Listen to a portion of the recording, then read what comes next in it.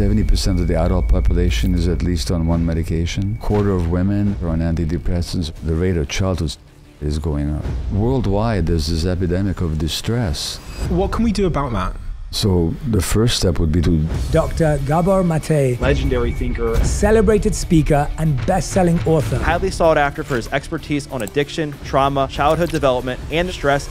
People pleasers, these are the people that tend to develop diseases. When people don't know how to say no, the body will say no for them. That niceness is a repression of healthy anger, and that repression of healthy anger has huge implications for your health. And when you repress your immune system, you're more likely to have that immune system turn against you. People emotionally repressed are more likely to get cancer. And emotional repression is one of the impacts of childhood trauma. We interrupt this film to tell you we are getting reports that the People's Princess is dead. Harry was a traumatized child. How he's told about his mother's death is that it was an accident, your mother didn't make it. His father touches Harry on the knee and says, but it'll be okay, and leaves the room. This 12-year-old, nobody held him. And children can be traumatized not just by terrible things happening to them, but just by not having their needs met. By not being seen, not being heard, not being held. Those are wounding for a child. But my interview with Prince Harry, I had a gut feeling all along that I shouldn't agree to do the interview. It really got to me. I lost myself. What happened?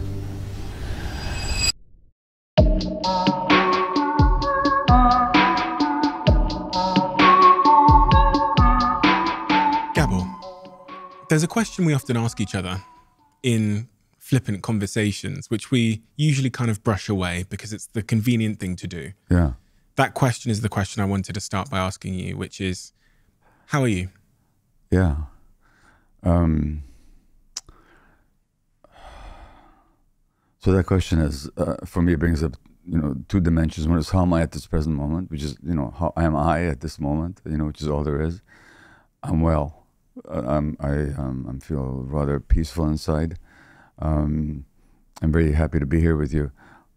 If you'd asked me 2 days ago, I wouldn't have said that. I would have said I was feeling somewhat anxious and kind of troubled, So as a in-the-moment answer, I'm well, and I also know how to keep well as long as I stick with what I know. And when I forget what I know, then I can be very not well. And so the last year since we've met has been in many ways a tough year for me, also one of deep learning. So if the question is how have I been, I'd say I've been up and down, and I've had real challenges that I've had to learn from. How am I right now? I'm really well, thank you. 2 days ago, if I'd asked you that question, your answer would have been anxious and troubled. Yeah. Why? I gave a talk on Monday night to 2,100 people, and I just didn't think I did my best here in London. And I thought, oh boy, I could have done better. I let people down. I allowed my self-judgments and self-doubts to really dominate my thinking. And, as much as I think I'm immune to that kind of self-doubt, evidently I'm not. So that's what happened. When you say you let it cloud your thinking, what were the symptoms of that? So you gave a talk 2 days ago to 2,100 people. Yeah. And you didn't feel you did your best. You went home that night. What was going on in your head? What are the symptoms of that feeling? Constant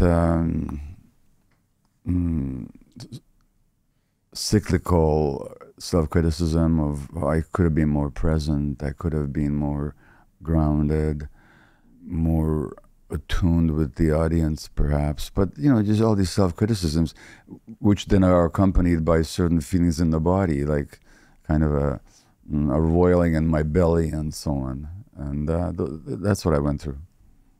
And what was the remedy for that? Because we can all relate. Yeah. Earlier this year, also feeling in a state of discombobulation, just a few months ago, I did something radical. I did a 2-week total sabbatical from the internet. No cell phone, no emails, no checking on Amazon, how my books are doing, all this self-referential ego enhancement stuff. And it just really made a difference. By the end of 2 weeks, I was a different person. And so I'm keeping it up. And one of the things you learn is you start noticing these body states that you're in and the mental hoops that you jump through but you don't identify with them. So what's the worst case scenario? I didn't do the best possible job. Okay, what's the headline in the newspaper? Human being fails to do his best on a particular occasion. What's the big deal? You know, so it's a matter of observing all this stuff and not identifying with it, not letting it take you over, as it tends to. I was reading something that said when we vocalize or share our stress, it moves it from the emotional center of our brain to the much more rational center of our brain, where we can kind of step outside of the video game and hold the controller per se. Exactly. Yeah, it's the mid-frontal cortex of our brain that has insight and social connection and awareness, you know, which so often goes offline as soon as some emotion takes over, some anxiety or anger or resentment takes over.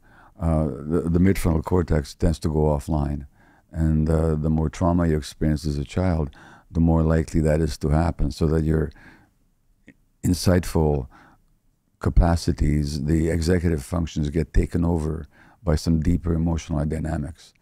And so one of the benefits to me of meditation is it restores that executive function, so that I'm not taken over or too long taken over by emotional dynamics that just sweep me away. For 2 weeks this year, you said you went offline. Yeah. Why? Sometimes people say to me, I've written this book that I know that you have on your desk, When the Body Says No, and my contention is when people don't know how to say no, the body will say it in the form of illness. And I can tell you hundreds of times people have said to me, your book has saved my life. And my response has always been, maybe I should read it myself. Because the fact is, I'm quite capable of giving advice and dispensing wisdom that I don't follow myself. And that was the case. So I became quite stressed, and my relationship with my wife, Ray, became very fraught. And she said, enough. Enough of this gap between who you are there in public and how you are in private. So that was a big incentive for me, because we're coming up to our 54th anniversary, and on the whole, I'd rather stay married than not. Everything else being considered.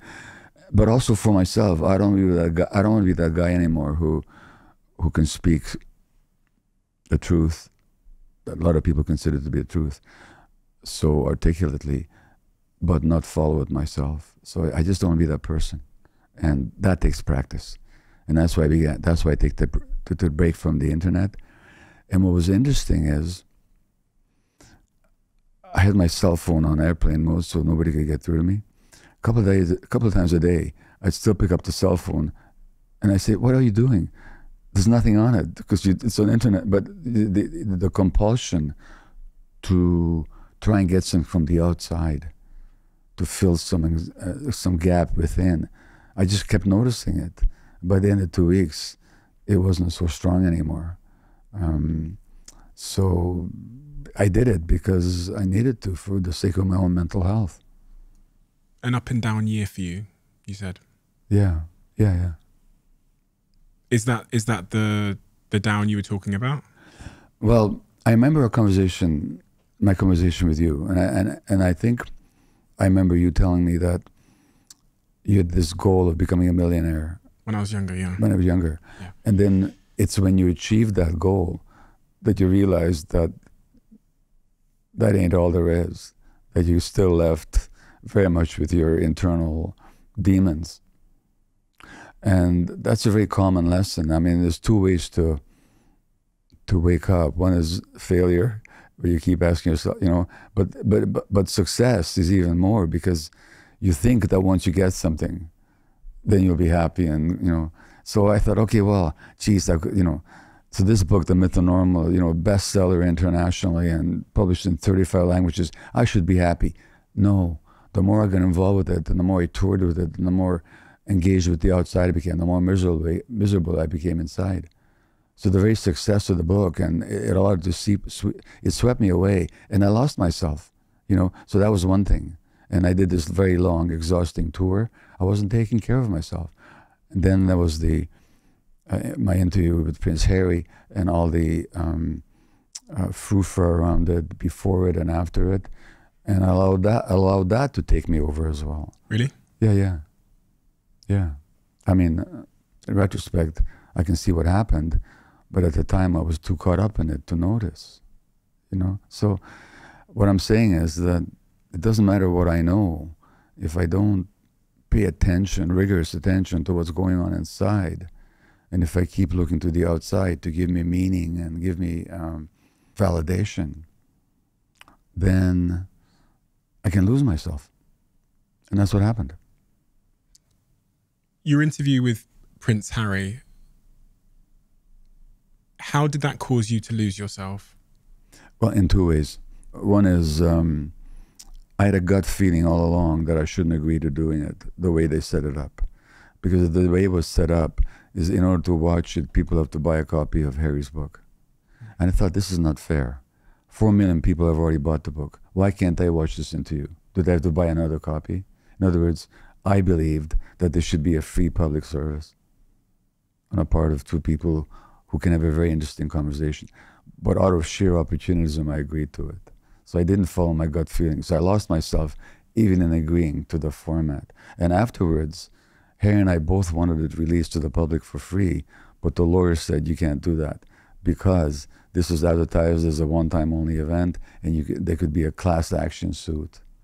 So the result was that I agreed to something that I didn't really like. Not that I didn't like the idea of talking with him. I didn't like the idea of putting this behind a paywall. So I lost myself just in agreeing to it, number one. Number two, then there was the incredible social media and British media reaction to it that was, for the most part, so negative and so demeaning and so dismissive and so distorted that I barely even know how to talk about it. I thought by this age I would know better, but you know what? It really got to me. It really got to me. I mean, I can give you examples, but eventually what happened was that I was really in a negative state of mind. And have you read the book, The Fox, the Mole, the Horse, and the Boy and the Horse? I bought it last week. It's upstairs in my bag. Wonderful. So great. It's a great little book, a great big book, although very few words in it, mostly just these wonderful drawings. Charlie McKeesy, he's really channeling wisdom in that book. And the horse is the most grounded of the four characters, of the four friends. And he's asked, what's the most courageous things you've ever said? And the horse says, help. So it's so difficult to ask for help. But I did, in the middle of all this frou-frou and my upset. And I called a friend of mine, a psychiatrist. And I said, I'm just in a bad state. And he said, what's going on for you? And I said, well, there's all this bad press and all the social media distortion of who I am and my motives. He said, what is it about that bothers you so much? And I said, not being seen. Not being seen is one of the needs of the child.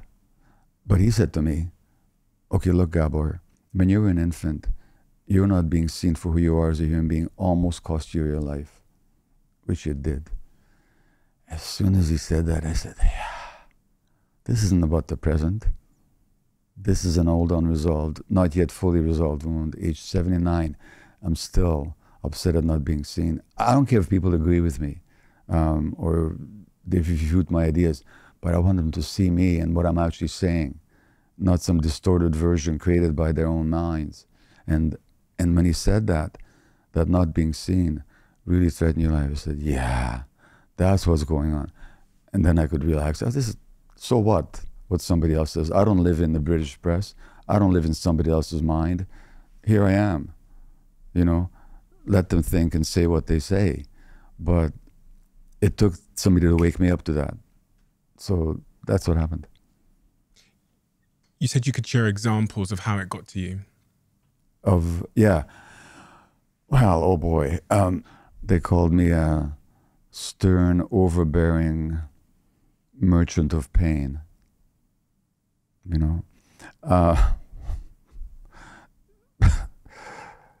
At some point in the interview, when Harry was, and the other thing was, see, Harry really was a traumatized child. And you can, when you read his book, you can see why. You know, and people couldn't understand how this is possible. How could somebody so privileged at the very apex of society in gilded palaces be traumatized? Total misunderstanding of trauma. It's true. People have it much tougher in many ways, but as an infant, as a sensitive infant, to be born into a loveless marriage where the father's having an affair even before he's born, where the mother's a troubled, very sensitive, very creative, warm-hearted, but very unbalanced young woman. So Harry describes in his book, Spare, that he's 12 years old when his mother is killed. How he's told about his mother's death is that his father, then Prince Charles, comes into his room early in the morning and says, something terrible happened, there was an accident, your mother didn't make it. Then there's a few moments of awkward silence, and finally Charles touches Harry on the knee and says, but it'll be okay, and leaves the room. And this is how this 12-year-old was told. Nobody held him. Charles himself was only doing what happened to him. When Queen Elizabeth went on an international 4 or 5 month royal tour, leaving the 5-year-old kid behind, when she returned to England, she greeted him by shaking his hand. And now, what I said to Harry was that even animals hold and touch their kids, their infants. Mammals, that's what they do. Because mother rats, when the baby is born, they lick their babies. And the way the mother rat licks the baby, this has been shown in laboratory, influences the brain development of the child. And those babies that get the right kind of licking, it's called grooming, they have better brains as adults. Premature infants used to be put in incubators and nobody used to touch them. Then it was found out that if just by stroking their backs 10 minutes a day, that promotes healthy brain development. And the great British American anthropologist Ashley Montagu wrote a book called Skin, The Human Significance of Touch. So I was saying that touch is important. You're not being held and not being touched was a deprivation. And I said mammals, monkeys. You know what happens when a baby elephant is born? This is fascinating. The mother, I read this in the book called The Evolved Nest, for which I wrote the preface by a wonderful psychologist called Darcia Narvaez. When an infant elephant is born and the mother goes into labor, all the other mother elephants stand around in a circle. When the infant plops on the ground, they all stroke them with their trunks. So touch and being held is so important for mammals. And I was saying, animals do that. This journalist, who I don't know what she was listening to, I said the royal family treats like kids like animals. I said, no, I wish they'd had. So, I mean, the distortion is just laughable if I hadn't taken it so personally, for the reasons I already explained. For you to take it so personally, which led you to call a psychiatrist, a man like you with the knowledge you have that writes books about the mind and stress and the body and all these things, you must have been in a pretty dark place. I was in a dark place, and I wasn't, but look, I'm a human being like the rest, and what Charlie McKesey says in that book is that the most courageous thing you can do is ask for help. It's true. You know, there's that, I don't know if you remember the Beatles song, Help, I Need Somebody, and John Lennon sings, when I was younger, so much younger than today, I didn't need anybody's help in any way. But now those days are gone, I'm much less self-assured.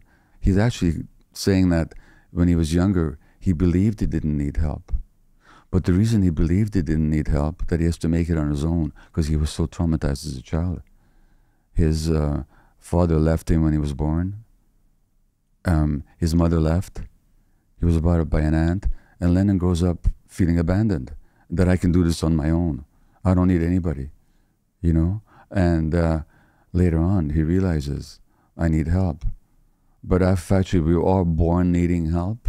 We were all born needing to be understood, to be attuned with, to be seen, to have our emotions received and validated. That's one of the essential needs of children, as I make the point in the myth of normal. And children can be traumatized not just by terrible things happening to them, but just by not having their needs met. By not being seen, not being heard, not being held. Those are wounding for a child, which is what the meaning of the word trauma means. So you don't need terrible things to happen. It's so difficult for people to understand that. You know, they think for trauma, you need horrific events. Well, horrific events can be very traumatic, but you can wound people, sensitive people. The sensitive child, or any child, can be hurt just because the parents are too stressed and unavailable emotionally to really see them for who they are. I've struggled with that in my life, especially being a CEO, I think. I've struggled to ask for help when I need it, because you kind of see yourself as the helper. And also, I've struggled with the idea, maybe, I don't know where I got this story from, that people like me, maybe because I'm a man, maybe because I'm the head of businesses, we have to figure it out on our own. And the cost of repressing how I feel has become more and more evident over time. Yeah, how so? Just like, I think, when I was younger, I never experienced anxiety before. And then as I had more difficult moments in business where I tried to solve the problem in my mind, were the first times at like 25, 26, 27, 28, 29, 30, that I experienced like fully fledged, what I'd call anxiety, where I just couldn't get a thought out of my head, and I felt it in my body. My breath was short, this constant state of like angst. Yeah. And yeah, I just thought I could deal with it myself. I thought I could think my way through it. Yeah. Was that the hardest moment in terms of your own psychology in your adult life in recent times? Let me answer that question in a moment, Sure. but let me ask you a question that occurs to me, if I may. Yeah, please. It's like with beautiful women. They sometimes have a very hard time because they can never know that somebody want me for who I really am, or they're just attracted to my physical features. So for somebody who at a young age becomes quite wealthy and successful, how do you know when somebody's approaching you? Are they approaching you because they want something from you, or because they really care about you? I mean, that must be a problem for you, I imagine. 100%. 100%. You never really understand what your relationships are. Yeah. You know? Yeah. Huh. So it must be confusing sometimes. It is. And I typically fall back onto the relationships I had before. Yeah. Yeah. Because I can trust those ones. Yeah. So I have the same, my best friends, the people I spend my time with, on my birthday, there's five people there. Yeah. Are the 5 people that were there 10 years ago. Yeah. Unless, I think, we get reconnected to our gut feelings, then our gut feelings will tell us what is real and what isn't. But the problem for many of us is that we get disconnected from our gut feelings very early in life. Like in this room of 2100 at the Troxy on Monday night, I think I asked this question, I always do it. Have you had the experience of having a strong gut feeling about something and not paying attention to it, ignoring it, and being sorry afterwards? Almost everybody puts their hand up. That's a sign of childhood wounding, because we're born connected to our gut feelings. No baby is disconnected from their gut feelings. Something happens to make us disconnect. What is a gut feeling? From a physiological perspective, because gut feeling is used as a word to describe, an intuition or, Well, real gut feelings really happen in the gut. In the Western way of looking at it, we tend to look upon the intellect and the intellectual brain as the only brain that we have. But actually, our brain is a far more complicated structure. And our heart has a nervous system, which is connected to the brain up here. And there's a kind of knowing in the heart. Sometimes people say, I knew in my heart. And they did, if they're connected. Gut feelings are what all animals possess. It warns them of danger, or when it's safe and when it isn't safe. Not in the brain. The gut is connected to the brain. Right. The gut sends more connections to the brain than the brain sends to the gut. And the gut has more of the neurotransmitter serotonin in it than the brain does. So that the gut feelings are here to tell us about what is safe and what isn't. And when the brain in the gut and the brain and the heart and the brain and up here in the head are connected, then we're grounded and present and very alert and very aware of what's going on. But when childhood trauma interferes with those connections, which it does, then we start to just work from up here, and we can think we can figure things just from up here. But actually, when you think about human beings, where did we evolve? We evolved for millions of years out in nature. How long does any creature in nature survive if they don't pay attention to their gut feelings? So to go back to your question about me, I really used to believe into my 40s that everybody else could be stressed, but I couldn't be. And it's like you and your anxiety. I think the reason I didn't feel the stress because I had coping mechanisms, like working hard and getting people's attention or using my smarts and having status and all this kind of stuff, you know. And then that broke down. I realized I could be stressed like everybody else, but literally I had this belief. I mean, it's almost unbelievable to me now that I used to believe that everybody else could be stressed, but I couldn't be. That's what I thought. Yeah. Your wife, when you went through that dark moment, if I was her, what would I have observed? Well, first of all, and I talk about this in the Myth of Normal, and Ray, my wife, came on stage at the Troxy on Monday night and talked about this. I asked her to. Women have 80% of autoimmune disease in this society. So that diseases where the immune system attacks the body happens to women much more than to men. Things like rheumatoid arthritis, systemic lupus, chronic fatigue, fibromyalgia, inflammatory diseases of the gut, and so on. Why? So those diseases tend to happen to people, not just according to my own observation, although it's very much my own observation. When I was working in family practice and palliative care, before I did addiction medicine, I noticed that who got sick and who didn't wasn't accidental. That's the subject of my book, When the Body Says No. And then again, in the Myth of Normal, people tended to be compulsively concerned with the emotional needs of others rather than their own, identified with duty, role, and responsibility, so their work in the world rather than their own true selves. They tended to suppress healthy anger, so they tend to be very, very nice and peacemakers.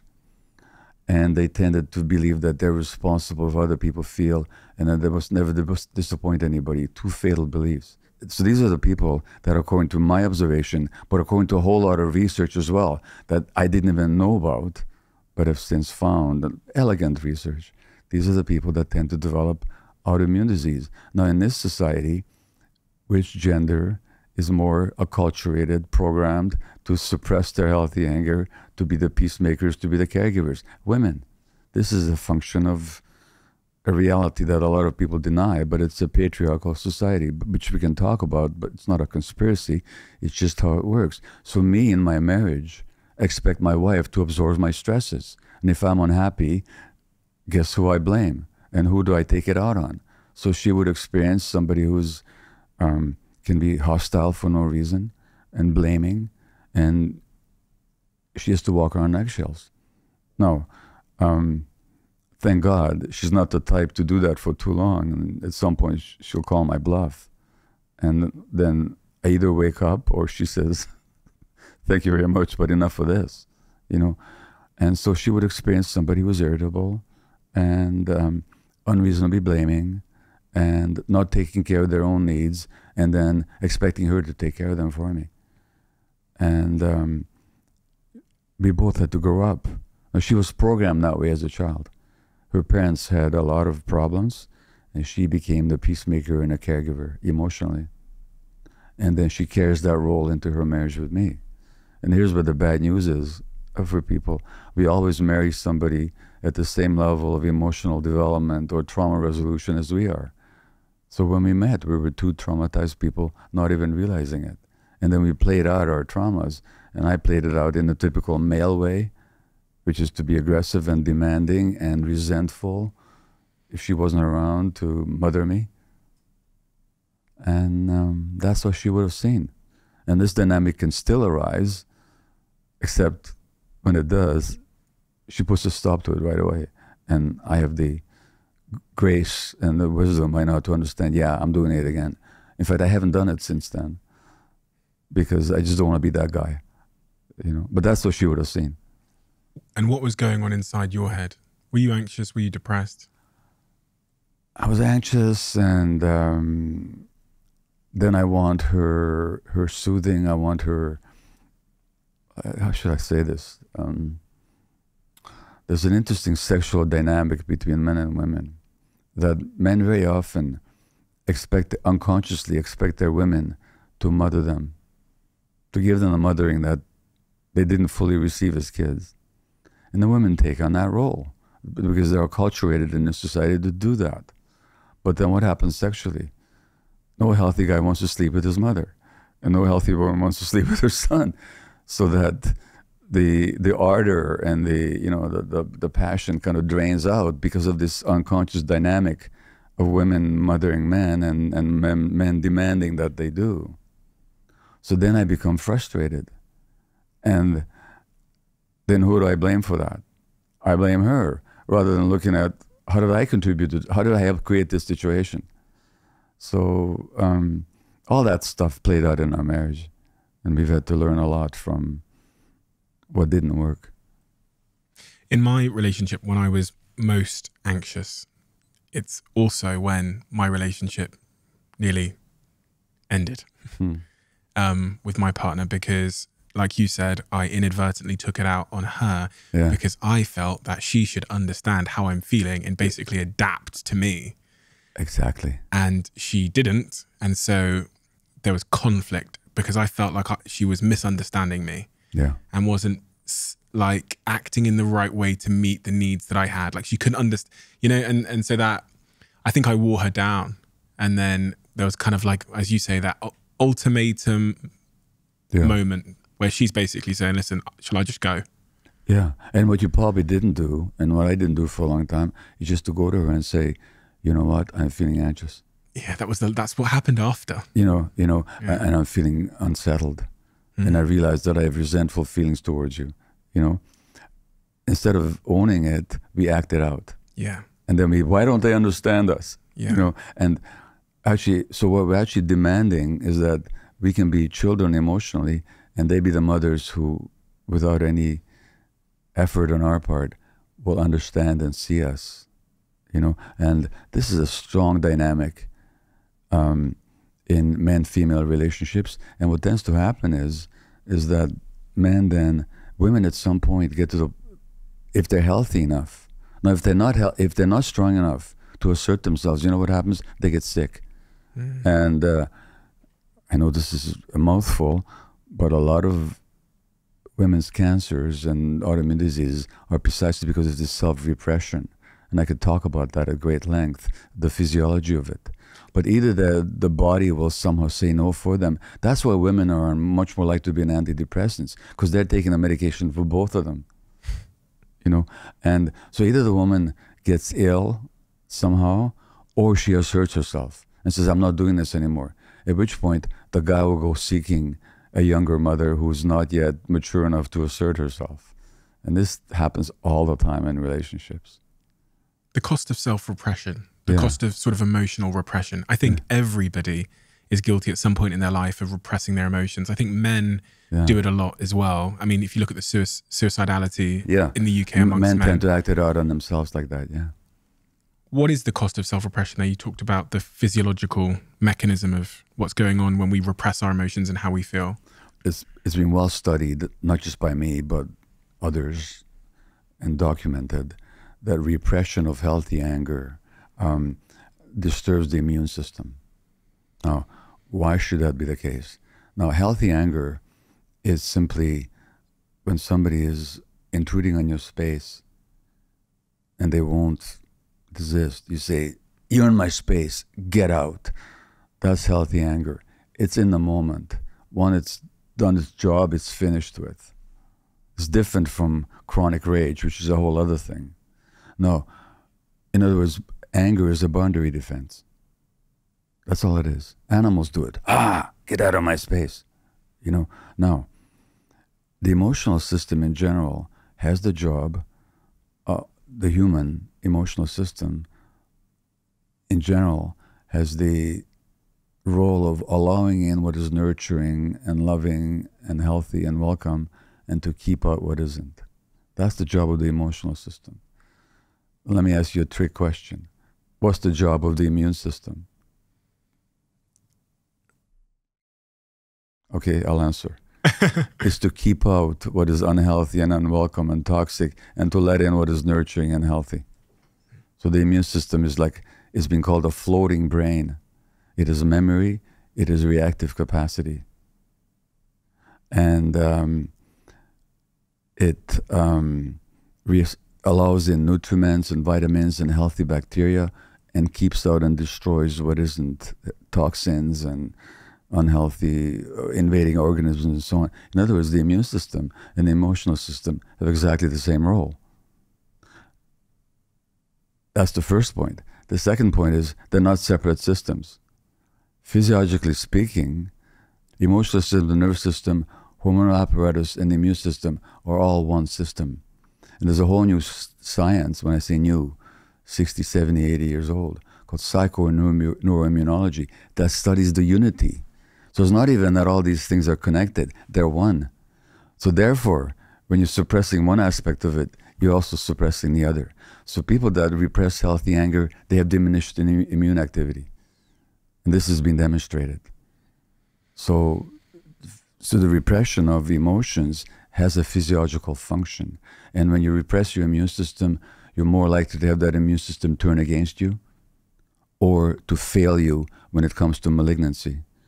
The immune system, like you and I have cancer cells in our bodies probably every day because nature makes mistakes. That's not a problem. The immune system recognizes them as cancer cells don't have on their surfaces markers that our normal cells do. So the immune system says, this is a foreigner, it's an enemy, I'm going to destroy it.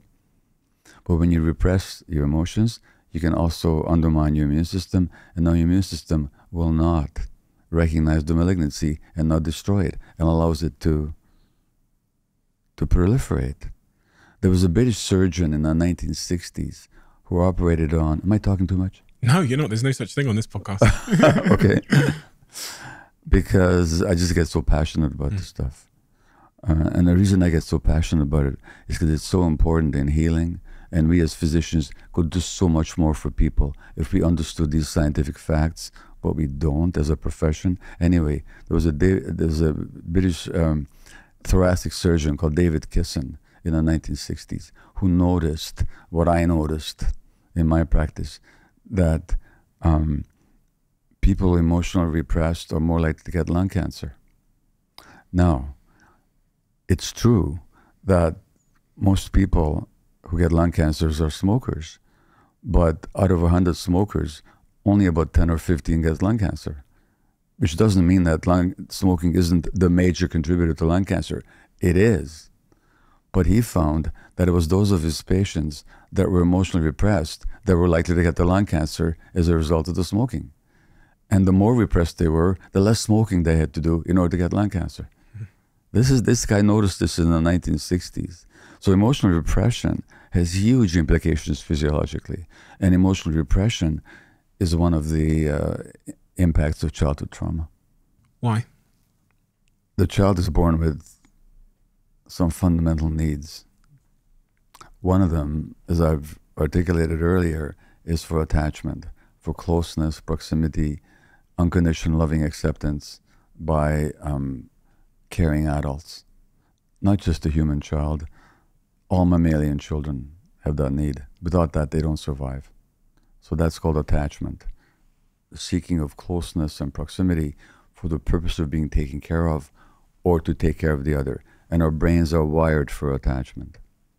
We have circuits in our brain dedicated to the attachment relationships. And that's so important all through our lives, but especially when we're infants and young children. Now, but we have another need. We've already talked about it.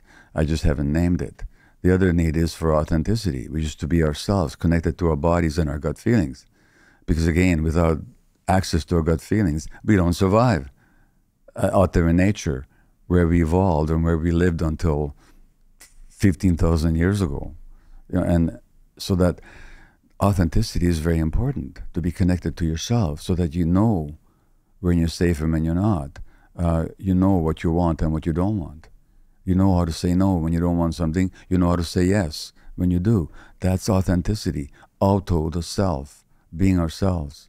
And to go back to Harry, his challenge all his life was that he wasn't allowed to be authentic. He had to play a certain role and fit into a certain set of expectations of how to be and who to be. And he could never figure out, who am I really, in that context. But that's so general. So many of us face that challenge of, who are we really? Who are we authentically? As opposed to what's expected of us. Now, so we have these two needs. Attachment on the one hand, authenticity on the other. Ideally, the two are not in conflict. Ideally, you can be in a relationship, or I can be in a relationship where we can be ourselves and be accepted and connected with. And that's ideal all our lives. But what happens to a young child where if they're authentic, they're not accepted? So for example, certain psychologists recommend that angry children should be punished for their anger, rather than their anger being understood as to what it's all about and the child being taught different ways to express it. They just to be punished for it, and by different ways. By the way, if you're a parent of a 2-year-old and if you don't frustrate your child, you're probably not doing a good job, because your 2-year-old may want a cookie before dinner. And you say, no, cookie before dinner. Oh, I want a cookie, In a minute, they're throwing a tantrum. Because what do even adults do when they're frustrated? They throw tantrums. Children, that's just what they do. They have no self-regulation yet. So the 2-year-old gets upset. Now you punish them. You give them a message, you're not acceptable to me when you're angry. You have to be a certain way for me to accept you. Or you mustn't be sad. Cheer up. What's wrong with you? So when children are given this message of conditionality, that you're acceptable to me only if you behave in ways that I approve of, otherwise the attachment relationship is threatened, then the child is faced with this choice, which is not a choice at all. Do I stay attached to my parents? If my father's an alcoholic, and the only way I can find acceptance is by repressing my emotions and not show my sadness and my fear, then do I show my sadness and my fear or my anger? Or do I threaten the relationship? Well, there's no choice at all. The child will choose the attachment. And therefore they give up connection to themselves, which is the essence of trauma. That disconnection from ourselves, not in my own words, in the words of other trauma theorists who I agree with, the worst aspect of trauma is the disconnection from ourselves. And we do that for the sake of maintaining attachments, which means for the rest of our lives, we'll be afraid to be ourselves. Is this what they call people pleasers? People, exactly. So Sheryl Crow, the American singer and musician, developed breast cancer. And she said that since my breast cancer, I've been a different person. Until then, I was always trying to please others. And now, and there used to be voices in my head that always telling me that I was wrong. I don't listen to them anymore. So that people pleasers are the ones who gave up, not by conscious choice, but as a matter of survival, their authenticity in order to stay liked and accepted and attached with. But then they carry that on in the rest of their lives. And they're at risk. I always worry for the very nice people. I think this is fascinating. I looked at the back end of our YouTube channel and it says that since this channel started, 69.9% of you that watch it frequently haven't yet hit the subscribe button. So I have a favor to ask you. If you've ever watched this channel and enjoyed the content, if you're enjoying this episode right now, please could I ask a small favor? Please hit the subscribe button. It helps this channel more than I can explain. And I promise if you do that, to return the favor, We will make this show better and better and better and better and better. That's the promise I'm willing to make you if you hit the subscribe button. Do we have a deal? You always worry for the very nice people. Yeah. You talk a lot about that in When the Body Says No. Yeah. Why is being nice a potential risk to one's health? Well, there's two places to be very nice from. One is just genuine human compassion and concern for others, but you're still grounded in yourself. That's great. But a lot of people are very nice because they are afraid not to be. Because they weren't liked who they weren't loved for who they were. Being nice was their way of getting the love and the attention they needed. Let me tell you a story.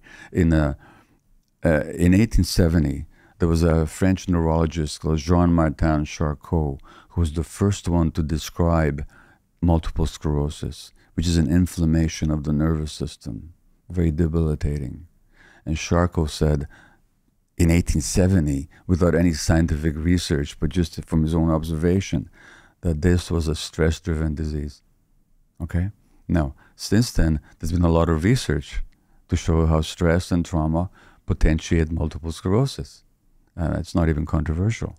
Not that any neurologist knows that. They don't get taught this stuff in medical school. But the research is there, and I present it in my books. In any case, when I was writing When the Body Says No, a self-help group of multiple sclerosis patients phoned me and said, would you come and talk to us? Because we understand you're working on stress and illness. And I said, yeah, sure, I'll come and talk to you. And there's about 25 people in the group. This is in Vancouver, Canada. And I gave them very tentatively, apologetically, I said, look, I don't know this for sure, but the sense I get from my work in family practice and palliative care is that the people that develop your condition and other conditions tend to be people pleasers. They tend to have difficulty saying no. They tend to be very nice people. And I said, I'm sorry if I've offended you. I don't mean to. I'm just giving you something very tentative. I haven't done the research yet. I'm just giving you my observations. They said, you just described us. And they all said that. And there's a woman who says, in the group, who says, I don't even know how to say no. I said, terrific. Give me $100 right now. She says, well, I don't have $100 with me right now. I said, it's not a problem. I said, outside this building, there's an ATM machine. We can go and after the meeting, we can go out. You can get $100 and give it to me. She says, I'm not comfortable doing that.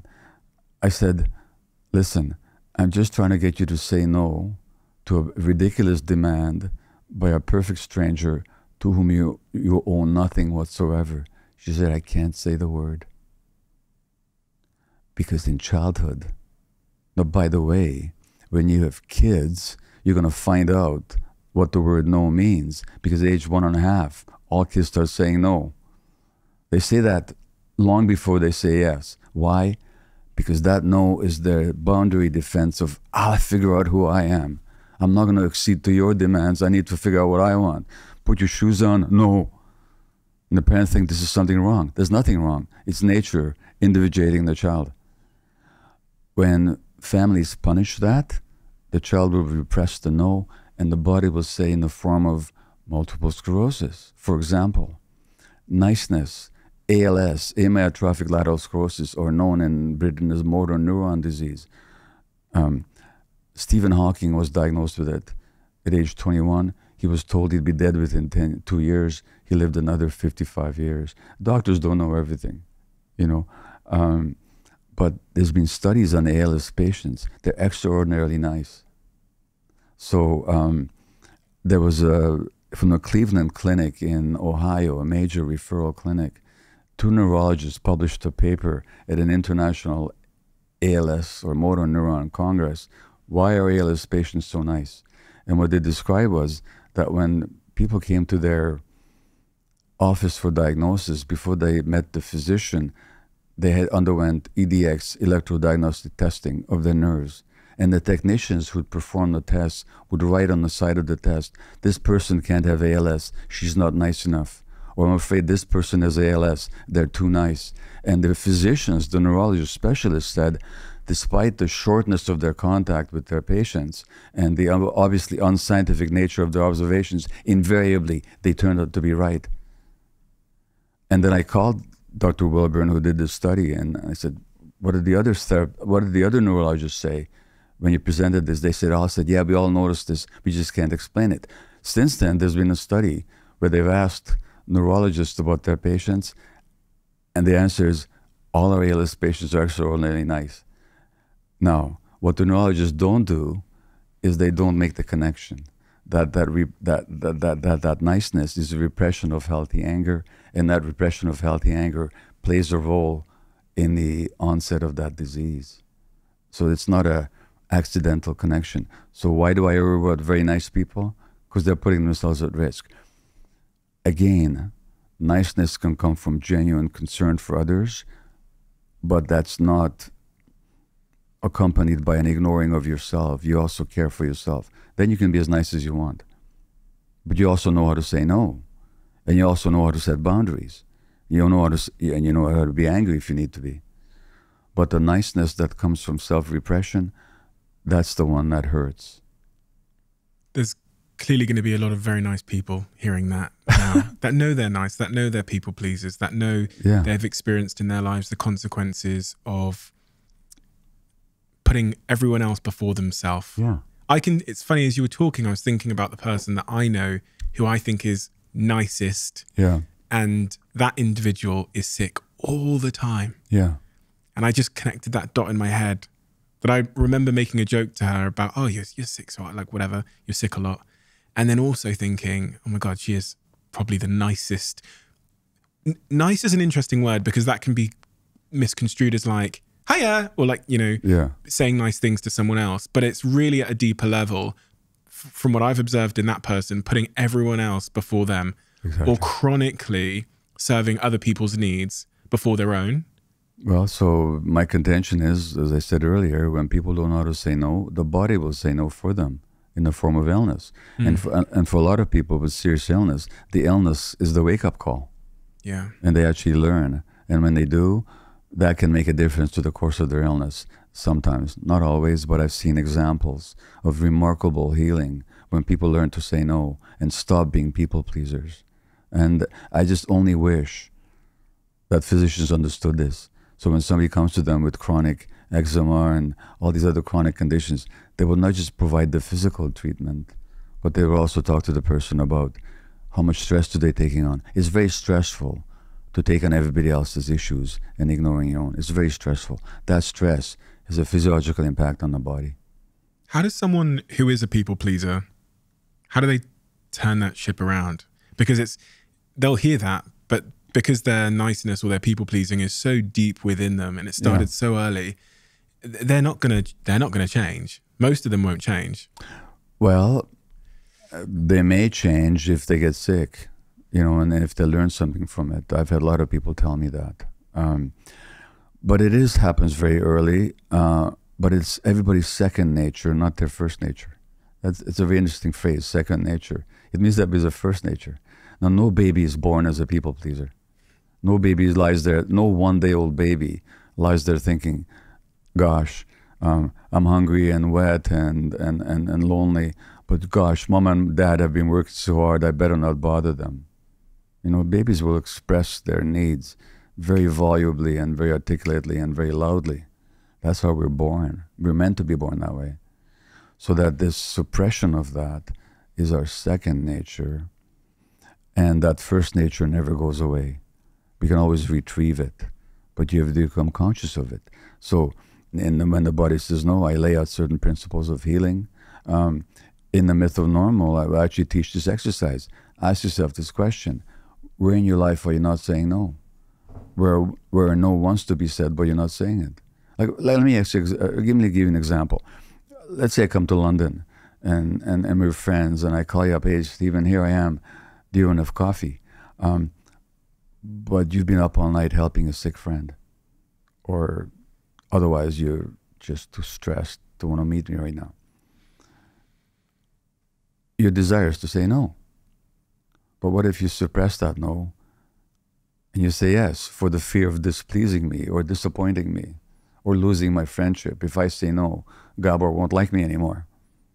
What's going to be the impact on you if you keep behaving that way? Physically, what's going to be the impact? I'm going to be more tired, more exhausted, probably going to be more stressed. All that. Yeah. You can be disconnected from. Yeah, exactly. You know, so it's not this person, they need to, I teach this exercise in the book about where am I not saying no? And what is my belief behind not saying no? I don't want to upset Gabor if he's coming exactly. to London. And I depend on Gabor's liking. Yes. You know, which means as a child, you depended on your parents' liking and you had to suppress your no to be liked. Thirdly, where did I learn this belief that if I say no, I'm not likable or I'm guilty or I'm not worthwhile, you know? And the fourth question is, who would I be without that belief? You know? And so if your friend does this exercise regularly, believe me, she can turn it around. But it takes some practice. Who would I be without that belief? Yeah. When I put myself in her shoes, or I put myself in a people pleaser's shoes, I'm a people pleaser in certain environments, but I wouldn't say I am generally. Yeah. I can imagine someone would respond to that and say, well, I'd lose all my friends. She'd find out who her friends really were. Because the real friends would celebrate it. They'd say, oh, finally, we're so glad to see you being yourself. The friends that were just using her or relying on her to be their supporter unconditionally will turn away. And I say this to people, this contest between attachment and authenticity can be a painful one, but you can decide which kind of pain you want. As a child, you have no choice. As an adult, it's true. If you're authentic, you might lose some attachment relationships. That's going to be painful. But which pain would you rather have? The pain of being authentic and losing some friendships that were no friendships at all? Or the pain of losing yourself and all its implications and all its impacts on the body? So it would be difficult for her, and it's true, some relationships that she has now, they would fade away, but my God, she would also attract much more genuine and authentic relationships, and her true friends would really celebrate her. You know, now let me tell you something that just occurred to me, but forget it. There was a book written by an Australian nurse about 12 years ago. And this nurse, like I used to work in palliative care with dying people, she works in hospice with dying people. And these are people who tend to die of malignancy and chronic illness well before their time. And she wrote a book called the Top 5 Regrets of Dying People. Were anywhere. And you know what the top regret was? That I wasn't being myself. That I wasn't true to myself. I wasn't being authentic. That's the top regret of dying people. And the third one was that I didn't express my feelings for fear of disturbing or displeasing others. So authenticity is not just a new age concept. It's actually a central dynamic in staying healthy human beings. Oh, one more thing. So yesterday I was in Westminster Abbey. And I was looking at all these beautifully and articulately worded monuments to all these colonialists, to all the people that oppressed and murdered and robbed and despoiled native people all over the world. They're the heroes of the British Empire. And I think one of the reasons there's such a strong pushback against the idea of trauma in this society is if we recognize trauma, which exists not only on the personal, individual level, but very much on the collective level, the ruling elites in this country would have to come to terms with the fact that their wealth is based on the traumatization of foreign peoples, which incidentally was one of the crimes of Harry, is that he pointed that out. That let's face it, the royalty, the wealth that I was born into was achieved at the despoliation and oppression of people around the world. So trauma is not just a personal issue. It's very much a social and collective and historical issue. What's the cure?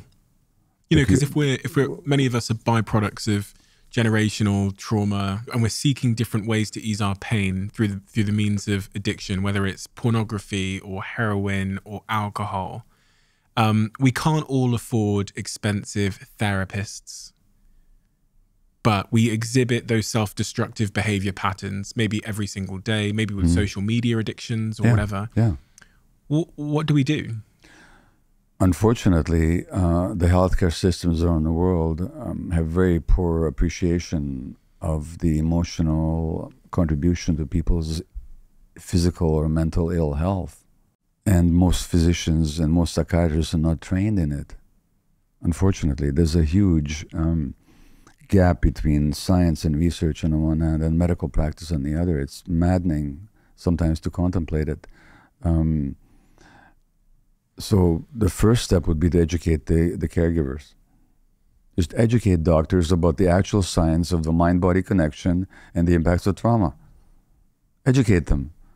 So when you go to a physician with, say, chronic fatigue or inflammation of your joints, they don't just give you the necessary medication, which I'm not against, but they will also ask you what's going on, you know? So that's the first thing. Second thing is, let's prevent the problem.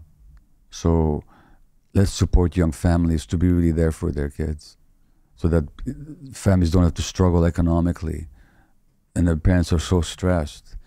As I may have mentioned, I've forgotten now, when parents are emotionally stressed, economically stressed, according to a number of studies, the kids' stress hormone levels are abnormal. And that is a harbinger of future disease. And so let's look after young families. Let's make people feel secure. Uncertainty, lack of control, lack of information. These are some of the drivers of physiological stress.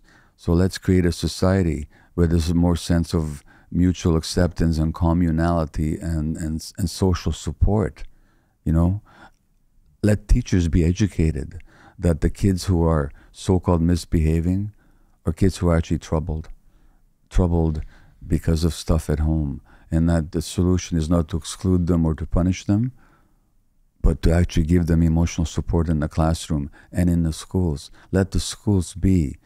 The human brain, I'm quoting a Harvard study, develops from before birth. It's an ongoing process that begins before birth and continues into adulthood. The necessary conditions for human brain development is safe, supportive emotional relationship with adults. Let everybody who deals with children, from social workers to teachers to daycare workers to kindergarten supervisors to parents, understand the emotional needs of kids and provide that safety. Let the justice system, so-called, about which there's very little just. In Canada, 50% of the women in jail are Indigenous. They make up 6% of the population. 50% of the jail population. You call that justice? You take the most traumatized people who then act out their traumas and then you punish them for it. So let the medical system, let the educational system, let the legal system understand child development and trauma. Now, in terms of the adult, to answer your question more specifically, so there's a social answer, but then there's the individual answer. Yeah, a lot of people can't afford good therapy, it's true. It's expensive, and even there's a lot of people who get therapy but not getting appropriate therapy. Well, if you can't afford therapy, go to the library, read some books. My own, but not just my own. I could rattle off 5 other books you should read. Read Dick Schwartz's book on internal family systems called No Bad Parts. Read Bessel van der Kolk's book on trauma called The Body Keeps the Score. Read Peter Levine's book, Waking the Tiger, on trauma. Read Oprah Winfrey's and Bruce Perry's book, What Happened to You. Read Bruce Perry's book called The Boy Who Was Raised as a Dog. I'm interviewing Peter Levine. Oh, you have? Soon. Oh, good. Oh, good. Wonderful. I'm glad to hear that. He's one of my mentors and friends, and we often work together. So this is, and all of these books will have some advice about how to help yourself, including my books. Then there's a lot of stuff on the internet. So this, the interview that you and I had a year ago, I checked this morning, has been seen by 2.5 million people. I'm sure it's helped a lot of people. It's a lot that you can get just, freely. Nobody's going to get charged to, on the YouTube. Lots of my talks are available. Lots of talks by other really good people are available. Do that. There are self-help groups of all kinds. Is there a risk here? This is what the one side of the narrative sometimes argue, that you can kind of over-traumatize your life in terms of over-labeling everything that you do as a trauma. So, and I mean, that always happens, right? When people become aware of something, they become over-aware and they start over-labeling and saying, that's a trauma response, that's a trauma response, that's a trauma response. And they kind of live with a feeling that they are inherently broken. Yeah, but my point is that nobody's broken. Actually, I talked about our first nature. That's always there. When people recover, it's an interesting word, recovery. What does it mean to recover? When you recover something, what are you doing? Going back to... You're finding it. Oh, yeah, I'm sure, yeah. That's the definition of the word, isn't it? What do people find when they recover? They find their true selves. That's what they'll tell you. That true self never went away. Nobody's damaged goods. Nobody's broken. To talk about trauma is not to disempower people, but to empower them. If I learn that my response to the British media and the Harry issue was actually, it's nothing to do with the present moment. It's actually some old programming. Oh, okay, now I can drop it. Are you glad it happened? I'm glad that everything happened, because everything is learning. Nothing in this life is wasted if you know how to use it properly. And so what I'm saying is that to be aware of trauma is not to lose power, but to gain it, because it's not an excuse. I can't keep going to my wife and saying, I'm being resentful of you and punishing you because my mother didn't take good care of me when I was a baby because she was too stressed. I mean, that's lack of responsibility. But for me to understand that my demands on my wife to take care of me like a mother would of a baby actually is my trauma response, then I can drop it, because I'm not a baby anymore. I'm not that helpless. I'm not that resourceless. I'm not that ungrounded. So that when you recognize trauma, it's not in order to use it as an excuse, but to actually to overcome it. That's the whole point. When we talked about the suppression of our emotions and anger, you used the word healthy anger. Yeah. When because there's a risk, isn't there, when you're saying that anger can be a positive thing, that people will then assume that berating someone behind a counter or a waitress in a restaurant because they got one item on your order wrong is standing up for your boundaries. I've done it. No, it's not. So healthy anger is in the moment, and it's just a boundary defense. It's not outrage. It's, you're in my space, get out. That's its purpose. That's its only purpose. Or to protect something. Like you want to see anger, try and tell a mother bear not to be close to their cubs. You'll find out what healthy mother anger is all about. That's just healthy. The kind of rage you're talking about, have you ever had that kind of rage? Definitely on a spectrum. So the reason I struggle with the answer is because I've got a friend that's fully shown me what the extreme side of that is, where we used to call it the red mist with him, where he would literally lose control. Which is incidentally what Harry used to call his anger. Oh, really? Yeah. My friend, one of my best friends in the world, he talks about this all the time, is you could trigger him by saying something, usually by saying he was wrong about something. Yeah. Or something like that. Yeah. And then he would just lose it. So I remember the last time it happened was when the pandemic rolled in. I was staying with him in his apartment because the lockdown, and I was living in America at the time. And we were discussing the virus. And I said to him, I think people that are older and that have certain health situations are more at risk. And he said to me, no, people that are younger are more at risk. And I showed an NHS website which said, no, it's people that were older are more at risk. Yeah. And he just went into this red mist where he was totally triggered and lost control of his emotions.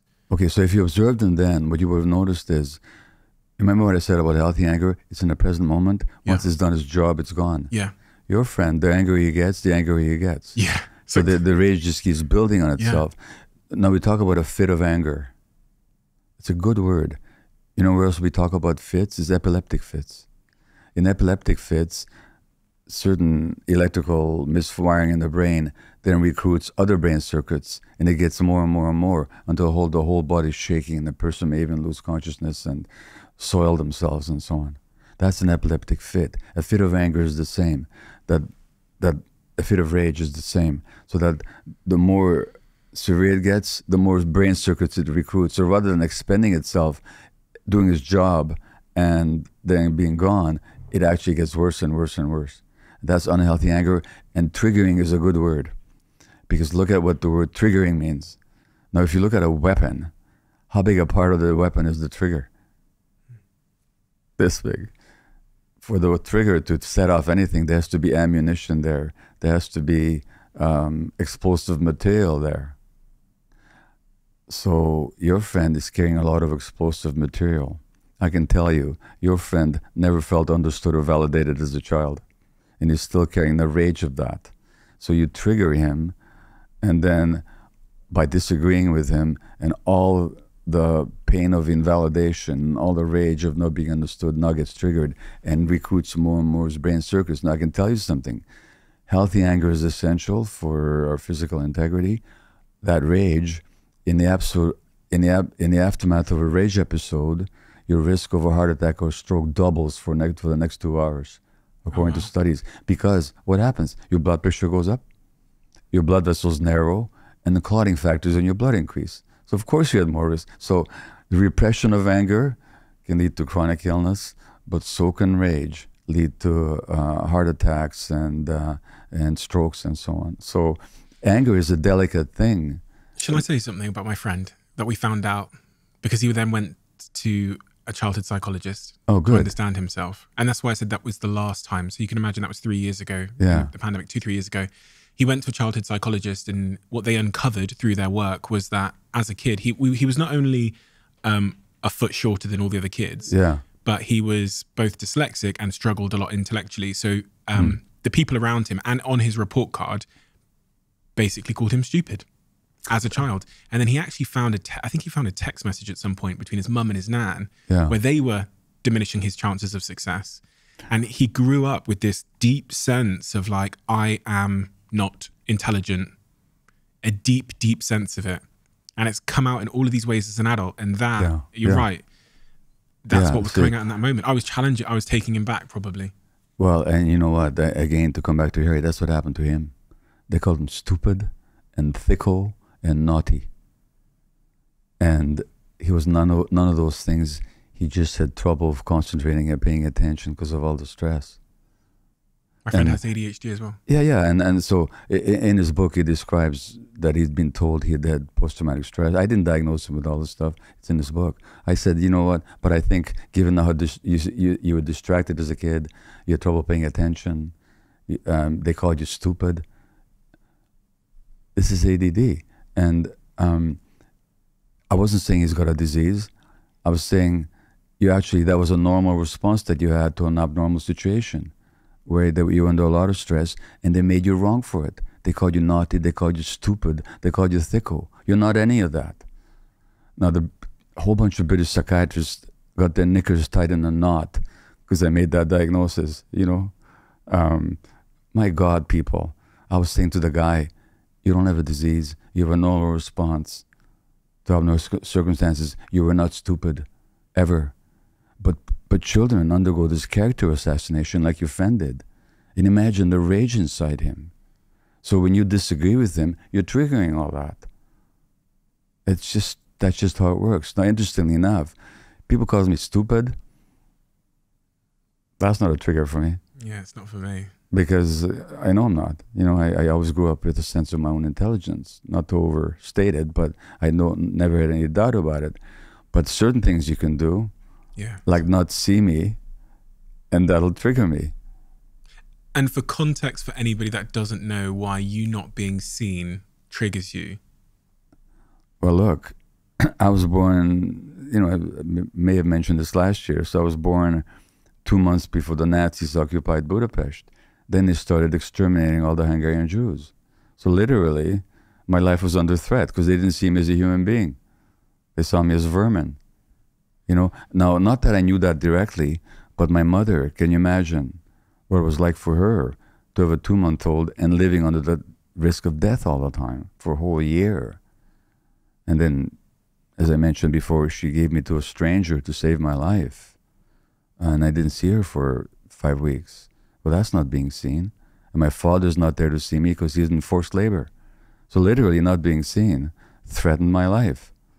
So no wonder when people, when that happens now, you know, that for me is the trigger. Now, of course, the answer is to see myself. If I fully see myself, it doesn't matter whether you see me or not. You know, so if you see me, if you're not seeing me, if you're distorting who I am in your mind and in your words bothers me, it's only because I'm still counting on you at other people to see me, because I don't know how to see myself. If I'm fully confident in myself, I'll say, gee, it's too bad, you know, Stephen doesn't see me. Well, maybe we talk about it, or maybe he'll never understand it, but I don't live in his mind. How do I fully see myself? It's hard to do, right? It's hard to do, because when you were seen, it's not hard to do, because children see themselves through their parents' eyes. Yeah. But when you're not seen, then you have to learn it. This is one of the things, to go back to meditation, that's not the only way. First of all, notice all the ways that you're not seeing yourself. Like 2 days ago, when I had this anxiety about how I didn't give my best talk on Monday evening, you know what? I did my best. It may not have been perfect, but I prepared for it. I put myself out there for 2 hours, and I spoke a lot of truth. Might have been the best, but so what?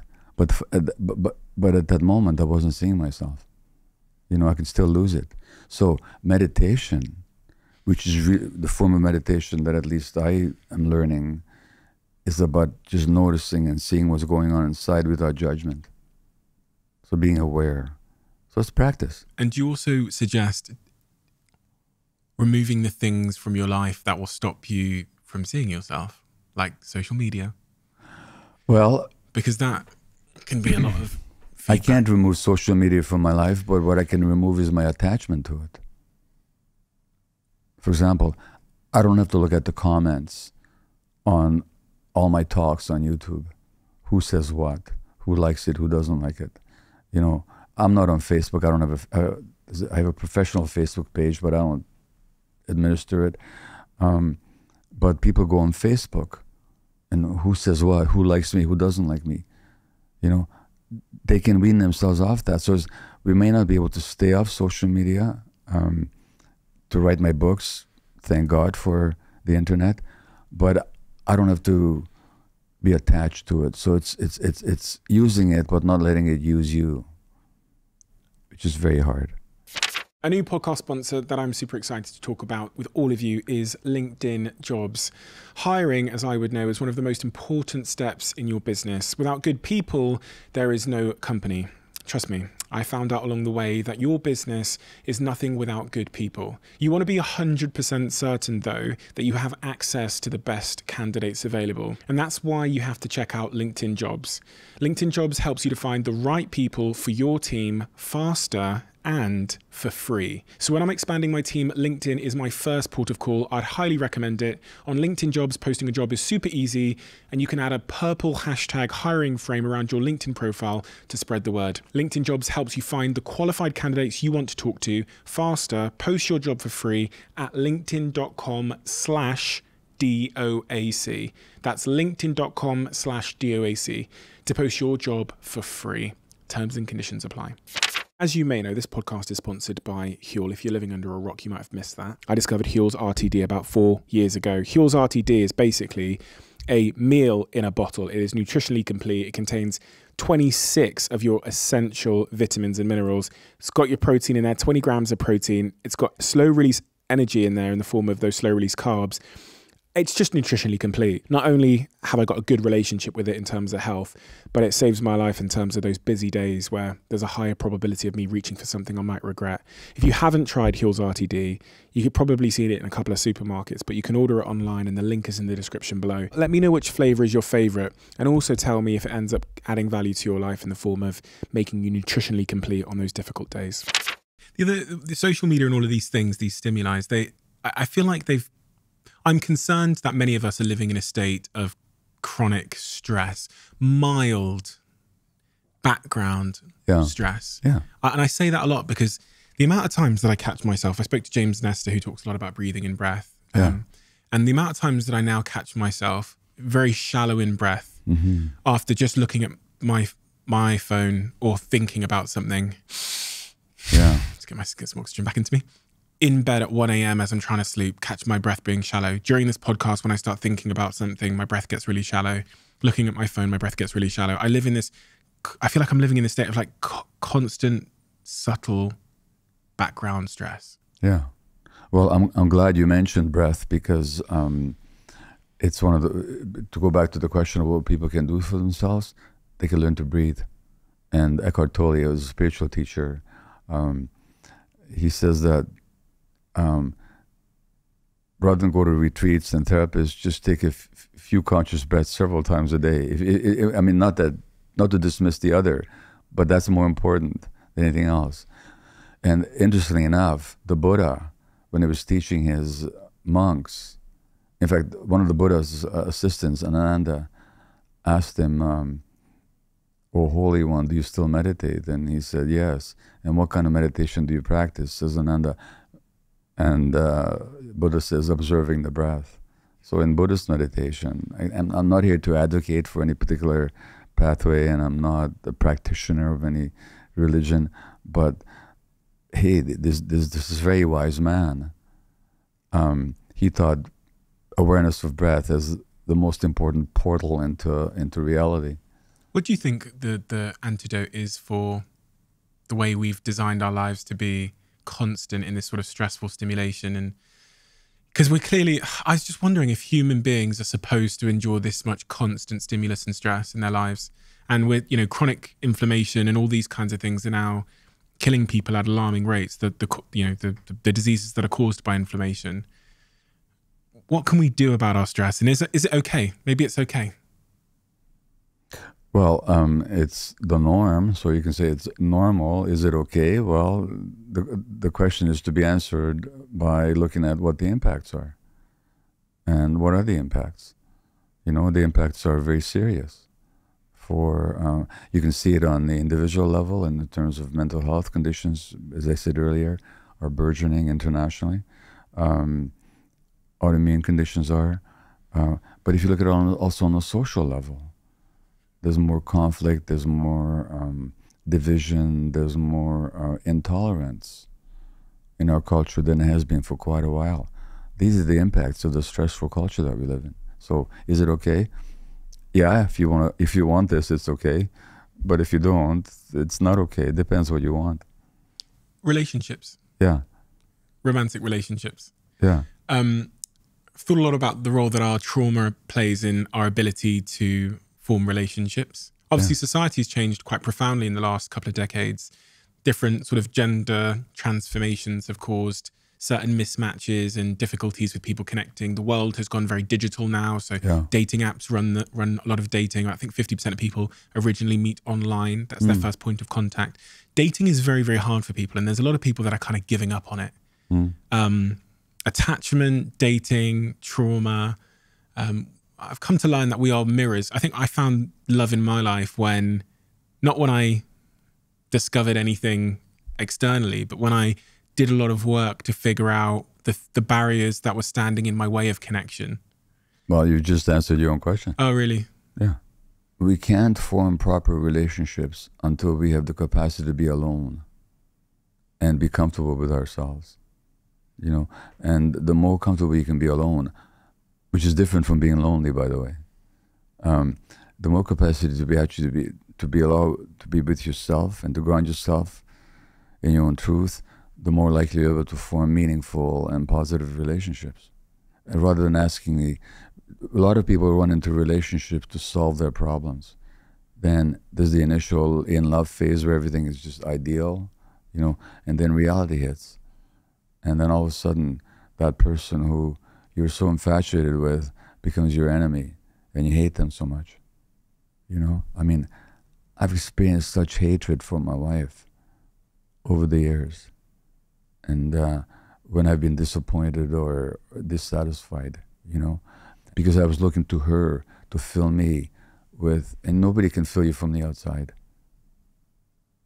So once you no longer need it, once you no longer are dependent on it, then you can enter into a healthy relationship. Or, to put it more positively, a relationship can be a real ground for mutual growth.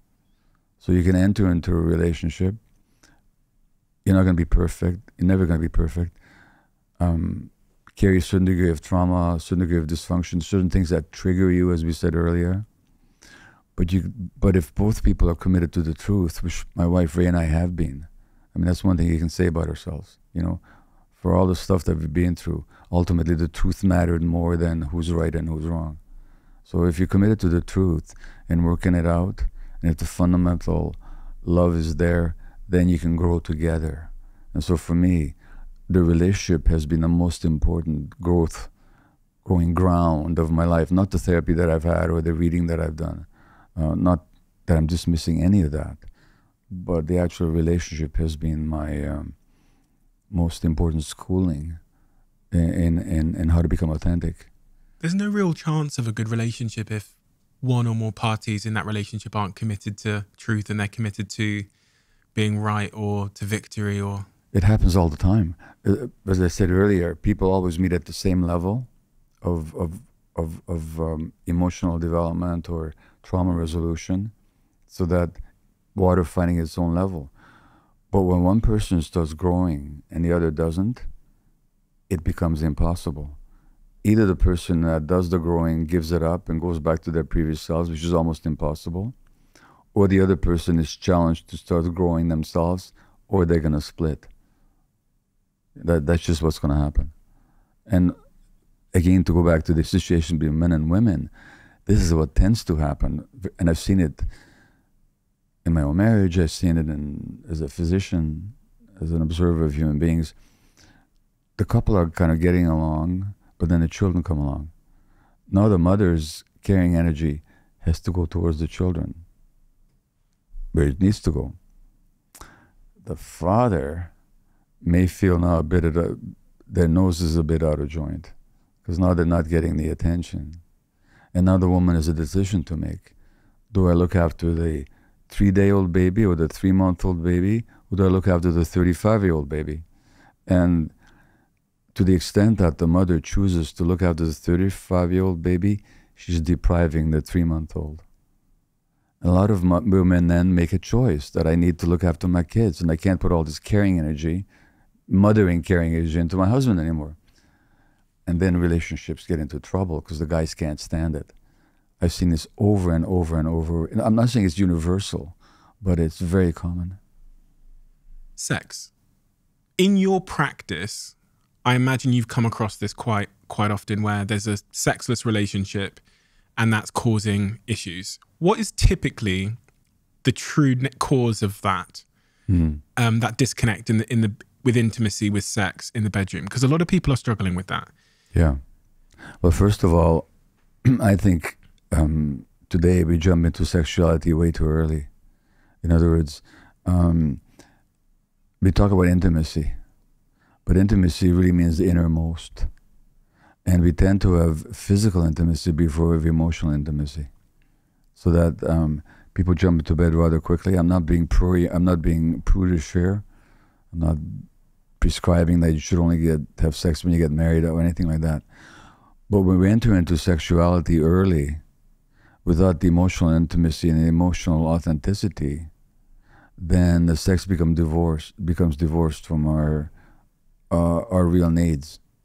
And especially for women who tend to, I can't speak of everybody, but in general, women want to have more intimacy emotionally, that becomes very hard. And if the emotional intimacy doesn't follow, sex becomes rather mechanical. Becomes mechanical. Yeah. So that's one big reason. The other reason we already talked about, this sort of parenting dynamic between the genders. Yeah. No, I know we're only talking about the two major genders now. There's all kinds of gender variations these days, but these dynamics exist in all kinds of contexts. So that when one partner is doing all the emotional caring or most of the emotional caring, there's this parent-child relationship that really deadens the sexual drive.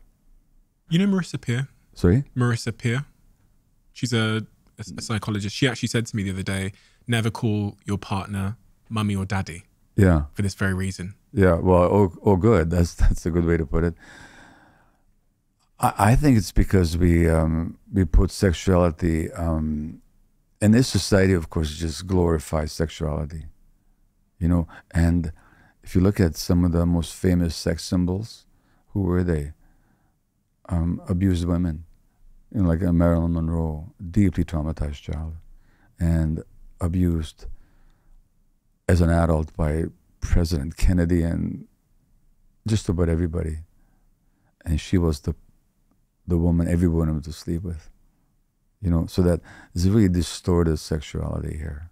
And for women especially, safety is so important for sexuality. Yeah. We talk about frigid women, but when do people freeze? It's a fear response. It's nobody's true nature. It's just a response, and usually something happened to them or something is happening now, so that unmelting can happen in a condition of safety. And then the intimacy, the emotional intimacy is there, which creates the safety for the sexual opening. And that's the dynamic in my marriage as well. What my wife says? She says, truth is sexy. Such a good point. Yeah. Is there anything in your practice that you're increasingly being confronted with in the last couple of years that you weren't seeing as much as when you first started? What I see out there is increasing distress in the society, and people are more confused, and young people are just so challenged. And in the United States, the rate of childhood suicide is going up. Suicide. More and more kids are being medicated for all kinds of conditions. In the U.S., 70% of the adult population is at least on one medication. Quarter of women, at least in the U.S., are on antidepressants or anti-anxiety medications. Those numbers are going up in Britain as well, from all the statistics that I see. So I see is a growing manifestations of distress, what I call a toxic culture. I see that all the time. And look, I mean, the fact that this book, The Myth of Normal, is being published in North Macedonia, in Thailand, in Vietnam, and in Northern Europe, and in Eastern Europe, and it's just worldwide, there's this epidemic of distress. That's what I'm seeing. And I'm saying, people, either we can look upon this as some unexplainable misfortune and bad luck, or we can actually look for the actual causes of it in a way that relate to each other, in a way that we raise our children, in a way that we approach ourselves. And I'm saying that solutions are possible. But yeah, the world is getting more and more difficult for a lot of people. I do see that. And I don't think it's going to get better anytime soon. You're not optimistic? So Noam Chomsky once said that when he was asked if he's optimistic or pessimistic, he says, strategically I'm an optimist and tactically I'm a pessimist, which means that in the long term, I do believe in people. I mean, and I'm the same way. I do believe in human beings. I do believe in the human capacity to grow, to transform, to come to a deeper, grounded sanity in themselves, both on the individual and the social level. I do believe in that. If I didn't believe that, I would just stay at home and read books and listen to music. I do believe in that. I'm optimistic in that sense. But at the same time, I think in the short term, it's getting darker and darker. And you can see that, so many manifestations of that. So yeah, I am optimistic. I believe in humanity and human beings. And I think we have a hard road to travel before we get to our better sense of self. And I have to close this conversation by seeking some solutions. You used the word solutions there, and you talked about this better sense of self. We've talked about this from a social level, what governments can do to change education systems, and on an individual level, on a family level, what can I do? Well, first of all, you need to define what your actual goals are. Okay, so let me try.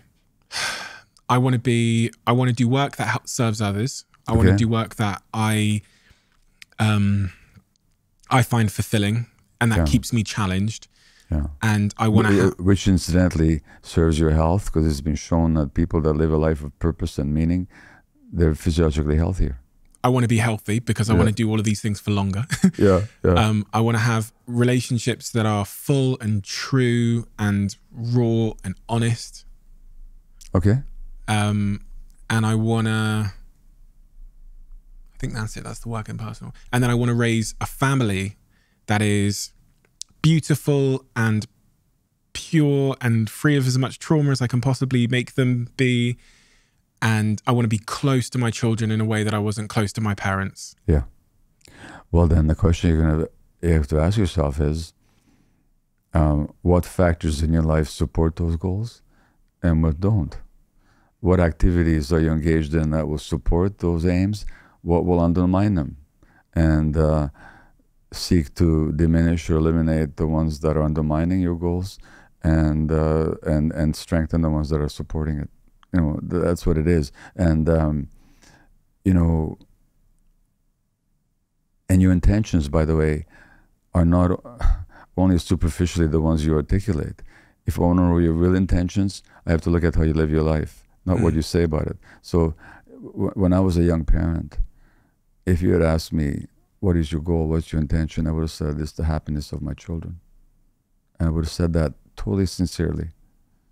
If you had looked at how I lived my life as a workaholic doctor, not available to my kids, always are out there looking for being important and serving others, and you know, being at the center of people's lives because I was so essential to them. My actual intention was self-importance. My stated intention, the happiness of my children, as much as I would have meant it sincerely, did not jibe with how I was living my life. So what you need to ask yourself is, what anybody needs to ask themselves is, look at your intentions, both the conscious ones and also the ones that show up when you look at how you actually live your life, and bring the two into alignment. So look at, again, what serves your intentions and what undermines it. And look at that seriously. That would be my answer. It's so difficult to distinguish between the two sometimes, because, I mean, on the surface, the system you gave there are actually looking at how I'm allocating my time, and is my time being allocated towards things that would further what I'm saying my intentions are. It's a very useful exercise to run. But, you know, as I said those things that I said as my stated goals, I do find a disconnect, I think. I think those things have been handed to us. When you ask someone their goals, they will say things that will make the person asking the question think well of them.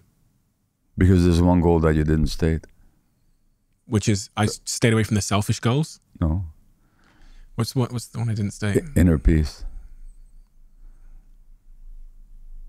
Because without inner peace, you're not going to be able to serve any of those goals properly. Or if you were, you do it at some risk to yourself. And so how would that be for you as a goal, inner peace?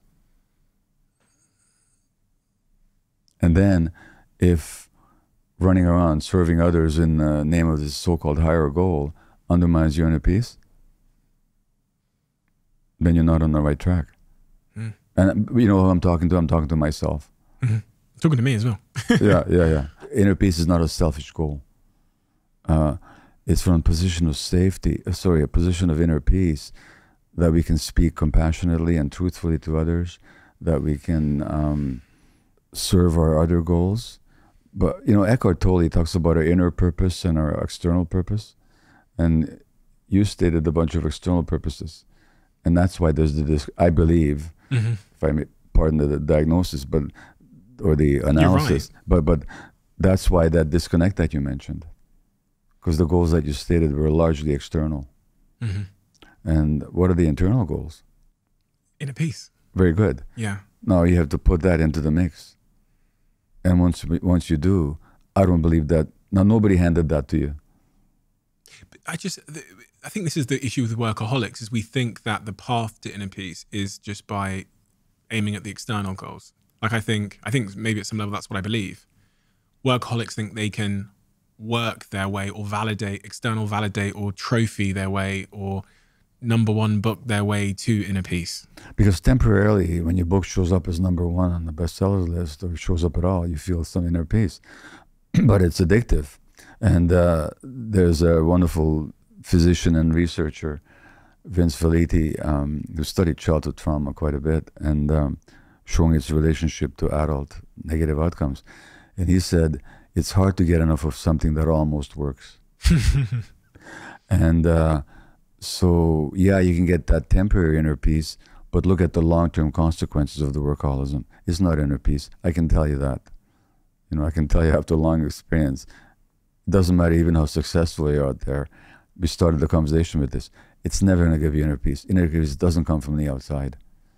That's not a goal anybody ever handed to you. That's something that you have to come to yourself. You know this. How are you acting in line with what you know? Are you doing it well? You know what? I'm not going to give myself 100% by any means. I mean, just look at this week. But I'm doing so much better than I ever did. And I'm so much more comfortable about it and so much more comfortable about the future as well. You know, I am. What is the one thing that we didn't discuss that maybe is the most important thing for my audience that are listening right now? That, not that we should impose suffering on any children or anybody in order to teach them anything. Life will bring its own suffering. But when suffering comes along, there's two things we can do with it.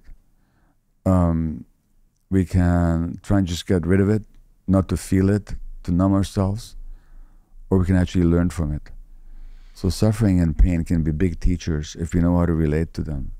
So when illness comes along, when a crisis comes along in your life, you might notice that the Chinese word for crisis is made up of 2 character letters, meaning danger and opportunity.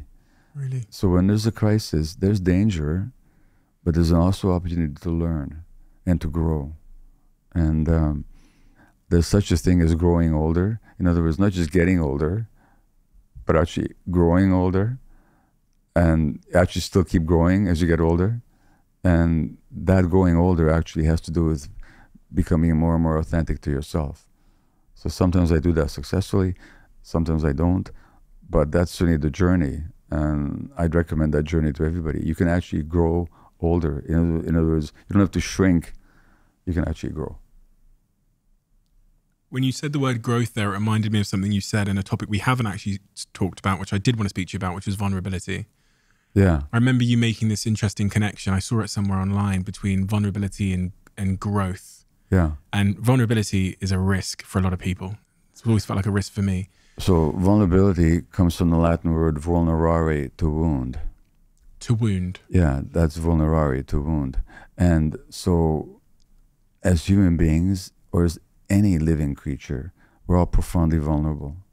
From the moment that we're conceived to the moment we die, we can be wounded.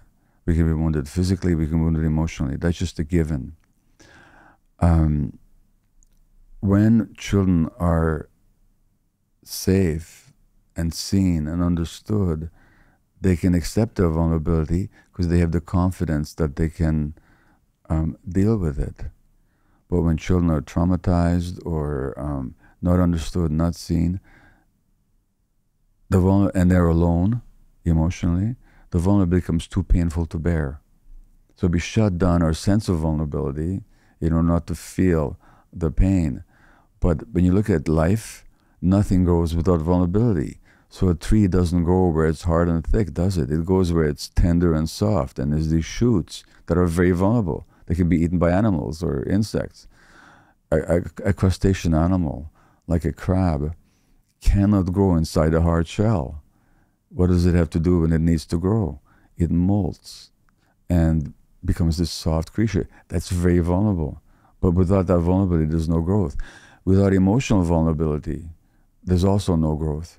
And so much of our culture is designed to deny vulnerability and to shut it down or to somehow distract ourselves from it. And what's the cost? And the cost is that we stay immature and that we lose ourselves. That's what the cost is. So I also think vulnerability is, and I've just learned this from doing this podcast, that vulnerability is a great connector. Yeah. Much of the reason why I have good conversations on this podcast, I think, is because I'm willing to be open myself. Yeah. Which then allows your client, your guest, the safety to open up themselves. And in your personal life with your friends, I mean, what's more, I mean, you can talk about the scandal of Newcastle beating Manchester City in some game recently by 1-0, which is not, I don't say to talk about it if that's interesting to you, but which is more meaningful to you, that or when you actually share our struggle, you struggle and what's going on for you. I mean, it's no contest.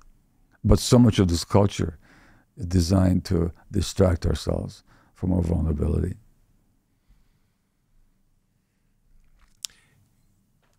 Gabor, we have a closing tradition on this podcast where the last guest leaves a question for the next guest, not knowing who they're going to leave it for. Yeah. Question that's been left for you. It's quite a long one. Today is your last day on Earth. Yeah. You're allowed to make 2 phone calls. One phone call to the person you love the most, and the second phone call to the entire world. What do you say on both of those phone calls?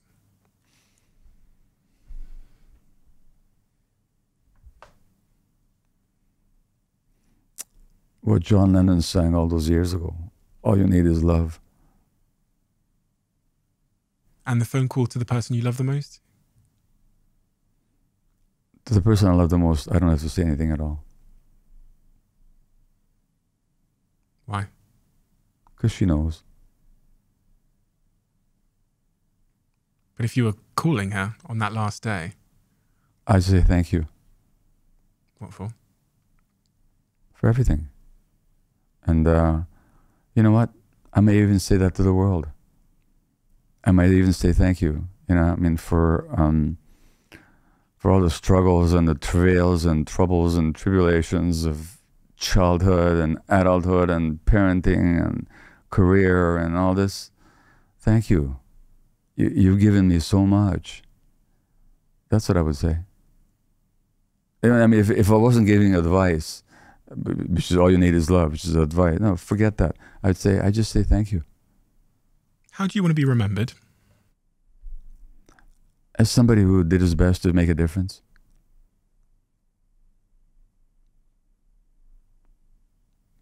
And who made a difference.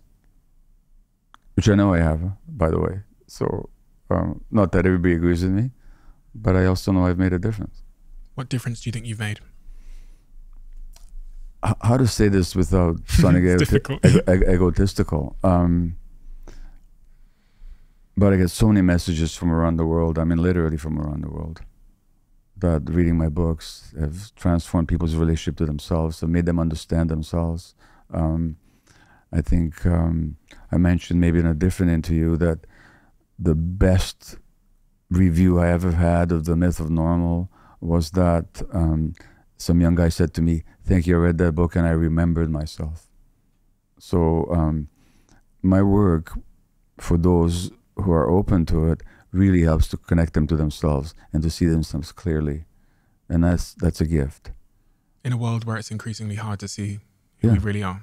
Yeah, and it's hard for people to see themselves. And so people don't see themselves as broken or as irretrievably damaged, but actually they can begin to see their capacity for wholeness, which incidentally is the root of the word health, is wholeness. And that's the difference I'm making, is that people can see themselves not as broken, damaged, but as actually fundamentally whole with some stuff to work through. That's it. We can learn so much from children, can't we? So much of your work brings us back to the first nature, as you describe it, of children. Yeah. Well, a lot of parents will tell you, and you'll find out, is that the greatest teachers are your children, if you're willing to learn. Gabor, thank you. Thank you so much. It's a difficult question to ask someone else about the impact they've made on the world, but even what you said, I think, is a huge understatement, because the people that I know close to me, like my partner, who just, I mean, her life, I think, has been changed personally, but also professionally. Much of the reason she does the work she does, the reason why she's not here to meet you, because she would have gotten the next flight to fly here, is because she's doing a retreat in the south of France with a big group of women. Oh, and wonderful. much of the work she does there is built on the work that you've written about in your books and taught online. So not only have you impacted people personally, but you've impacted the next generation of teachers and therapists, which is going to be a generational, it's like a dominoes effect. It was counteracting the generational trauma, is the generational healing that has come about because of people like you, who are wizards in our culture and that are willing, in the face of often great, adversaries who take a different stance, to persist with truth. But thank you. And one of the things that most enhearten me is that when I go about London or any city in the world, just about these days, it's all kinds of young people coming up to me, thanking me. It's not people people of all ages, but I'm just so enthused by how young generations, like people 1/4 my age, are coming up to me to thank me. Well, that shows me that it's making a difference. 100%. If she could have been here now, she was so annoyed. She realized she'd booked a retreat on the same day that you were coming to London, because she didn't get to meet you last time because she was in Bali. So, oh wow, some other time. She'll be watching this, trust me. She's probably watching live right now.